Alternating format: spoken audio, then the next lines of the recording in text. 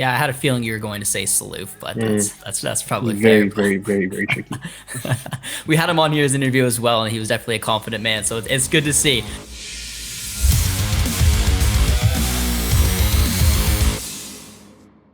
Hello, everyone, and welcome back to OneSoccer. I'm your host for today, Josh Deming. I'm joined by my colleague Alex Gangue-Ruzic and our special guest for today, Paul Amedume.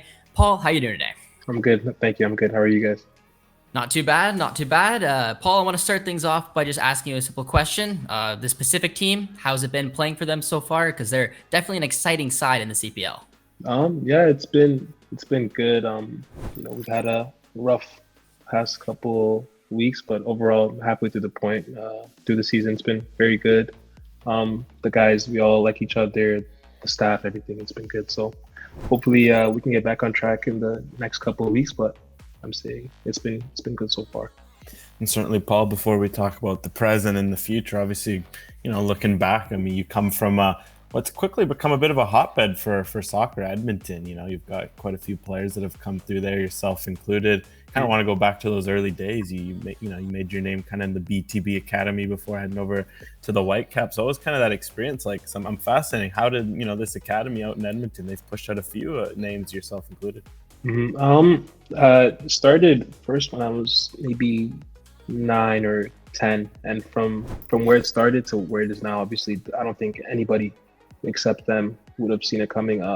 Conde, Pius, Talal, Mike, those guys have done a good job of just giving the kids like myself confidence to believe that we can get to the next step. You don't have to be in an MLS academy to go somewhere. So they do a lot for us, and still for me, they still do a lot for me personally, just trying to keep me grounded and teach me different things. So yeah, a lot of credit goes to them, and for sure I've enjoyed my time there. And even when I go back, I just try to go there and stay close to those guys and the kids that are coming up as well. Growing up in the same city as Alphonso Davies, what has it been like seeing his career so far, and has it inspired you? Have you also ever chatted with him, Edmonton kid to Edmonton kid? Um, Obviously, when you see someone like that who's relatively close to you, and like in a sense, like you're from the same city, you guys went to the same schools, all this stuff, you think, wow, like if he can do it, why can't I do it? So, it's definitely an inspiration for sure. And obviously, I've been fortunate enough to be relatively close to him because went to the same school, I was in the Whitecaps Academy when he was in the first team. And we've chatted a bit. We used to hang out a little bit when I was there. We don't talk so much now because he doesn't he's on a different schedule. But when I see him, it's good. We talk a little bit here and there. So yeah. Obviously, Paul, then you made the steps up professionally. Pacific made your debut almost 2 years ago, actually. Mm-hmm. I was at that game. I remember you came on late on, and that the fans, they let you bang the drum after. Kind of what you remember of that night, just a special moment like that.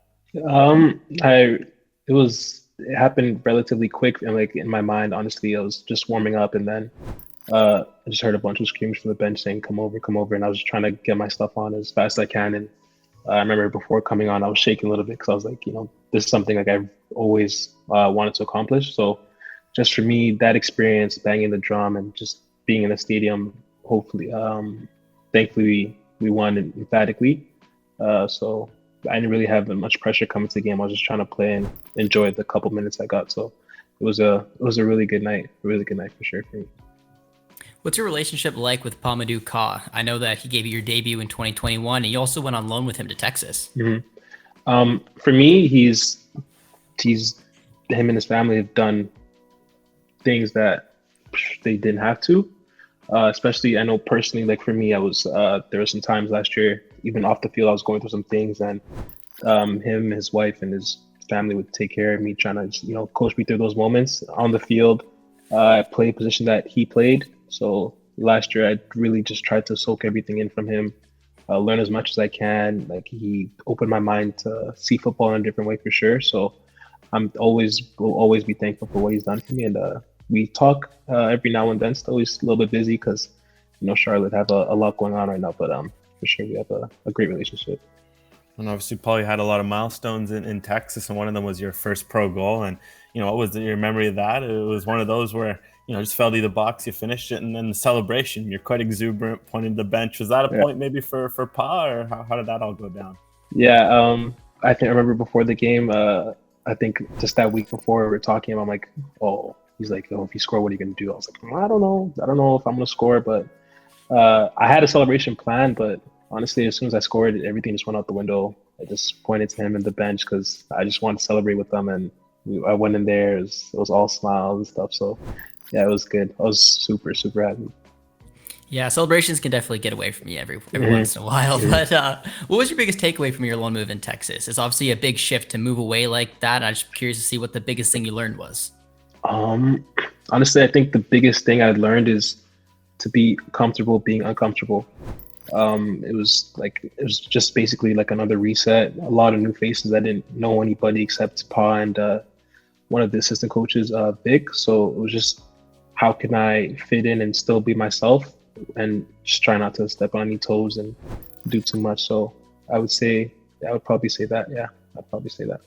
And obviously now you're back at Pacific and you're continuing to play center back there. And, you know, it's been fascinating because obviously Pacific have two of the best in the league in Meir Jigur and Amir Didic. Kind of what has it been like working with those two now? Because obviously you had a chance to learn from Pa, which is a great center back in his day, and now to learn from two like that. Well, those two, they helped me a lot. I have a great relationship with both. We joke around a lot, but whenever it's on the field, they're always trying to teach me things, teach me like where to be or what I can see or what I should be looking for to stop anything. They helped me a lot. So they've, for sure, even though I haven't played this much this year, just being around them, just to see like what they're like on a day-to-day basis and in games, it's done a lot for me, for sure. What's next for Paul, do you think? Is it the goal to break through at Pacific, try to find a way to, you know, get in the starting 11, stay with the first team? Is there a loan move potentially? What's next for you? Honestly, for me, I just want to get through the year with the team and the guys, and I think the short-term goal right now is to try to get back on track and get some wins. But I think the long-term goal is hopefully by the end of the season we're lifting a trophy and getting ready for CONCACAF next year, for sure.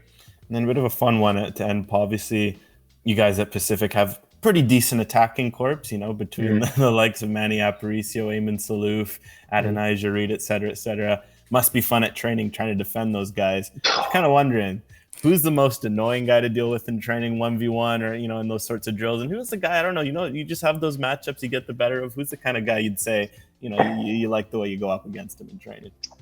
The most difficult to defend, I would say Eamon for sure. He's shifty, very tricky, very, very tricky. He can go both ways.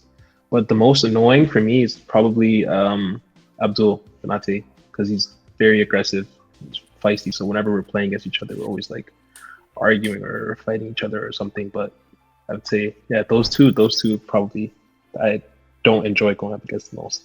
Yeah, I had a feeling you were going to say Salouf. We just interviewed him. He's definitely a confident player, but that's all the time we have for today. Paul, I really appreciate the time and best of luck with the rest of the season.